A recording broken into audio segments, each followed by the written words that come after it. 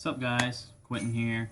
Gonna be commentating here on a video. I played with Mike Natera, friend of mine, teammate on the Mizzou disc golf team with me. We played a round at Oakland Bottom in the snow.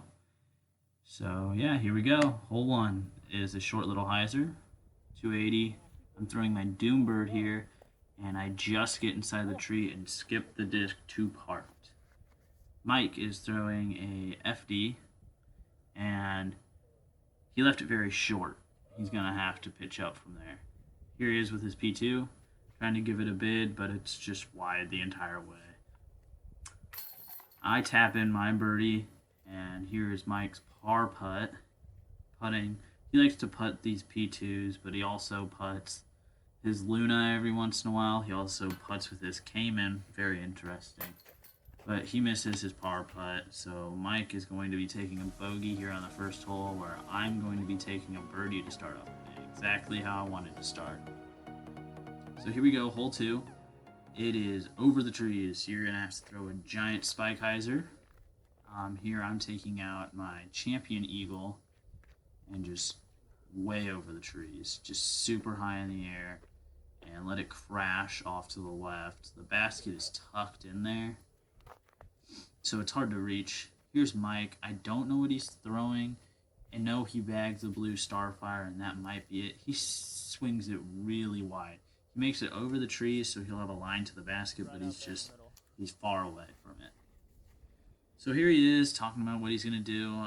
He chose to forehand a harp here up to the basket, and floats off right, catches a tree, and it's next to the basket. It's parked. And there's my lie for birdie. I'm putting with a Yeti Pro AVR there, and just in for 2 birdies to start the round.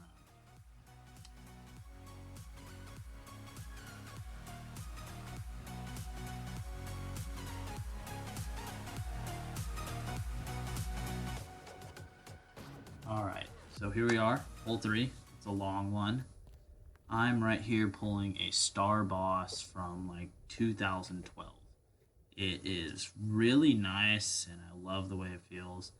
I missed Mike's drive, which is fine, because I'm sure he didn't want to see that again. It was Starfire, and it hyzered out on him almost immediately. So there he flicks his Firebird kind of close to the basket, a little bit right. I thought that P3X that I just threw was perfect, but it went long. I'm going to have a hard putt for my par. There's Mike for par, and he just misses low. But then he tries again with his Firebird, and it goes in. There's my putt for par, bang it home with my XT AVR. And that's the way I'll start, with 2 birdies and a par.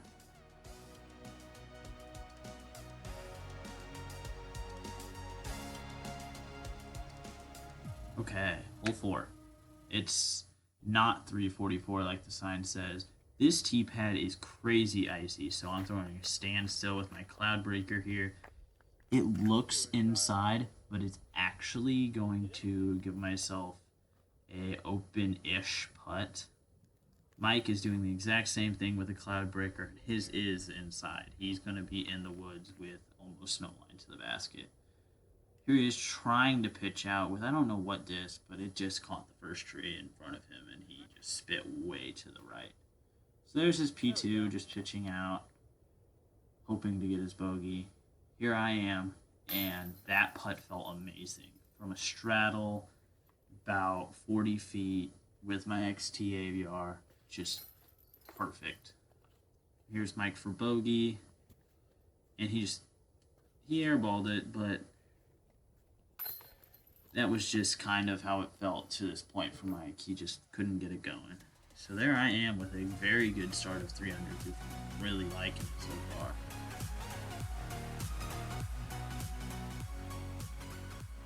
Alright, hole 5.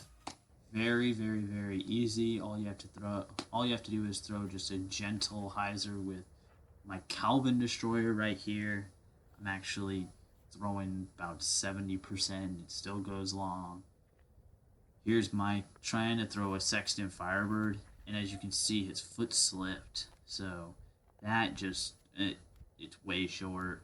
It's okay. He just pitched up there with his harp. He played really fast, so I didn't really catch it. There's my birdie putt, center of the chains.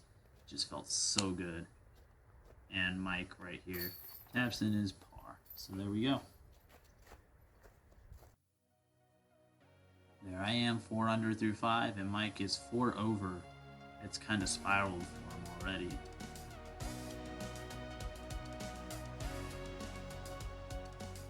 So yeah, hole 6.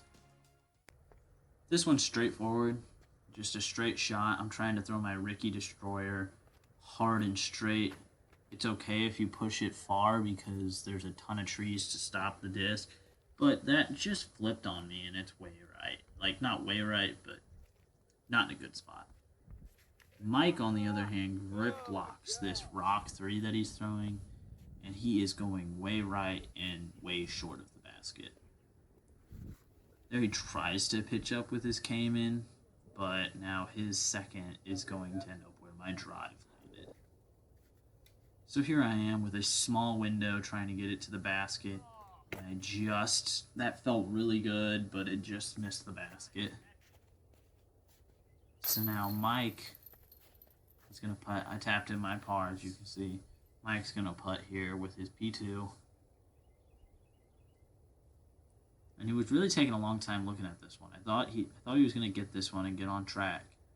But he just nose up too far to the right. But if he put his Cayman, it would have been in. Anyway, he'll take a par as well. So there we go. The scores stay the same. Oh wait, he took a bogey. My bad.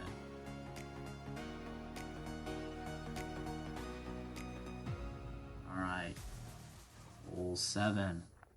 This one is a nice hyzer, but you have to get left, and it's hard to get left on this hole. You want to push it around that tree there in the middle of the fairway, and then get left as fast as possible. I threw an MD4, and it just glides to the left, and I should have a putt at it. Mike, on the other hand, tried something more overstable. His Cayman, and it was just too overstable for the shot. Got inside of the fairway tree early. It wasn't great.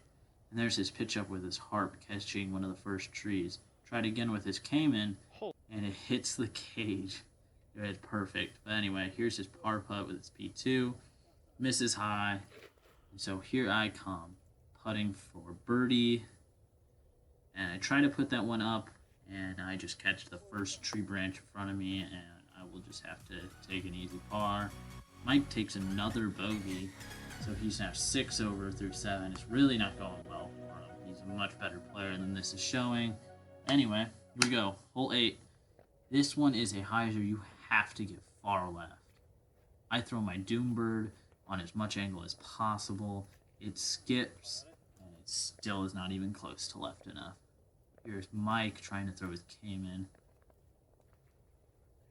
And that is just inside. He's going to have to come up with something from there. So here he's flicking his harp. And out of his hand, that looked bad, but it ended up being perfect. He should have a really easy par from there. Here's my birdie putt. And it was just a bad putt. That's not a long putt. That's not a hard putt. But it was bad. And I can make it with a Doombird, apparently. Anyway, here's Mike for par. And he cashes it. That's just perfect. And there's my par putt now. So, yep, we'll both take pars on this hole.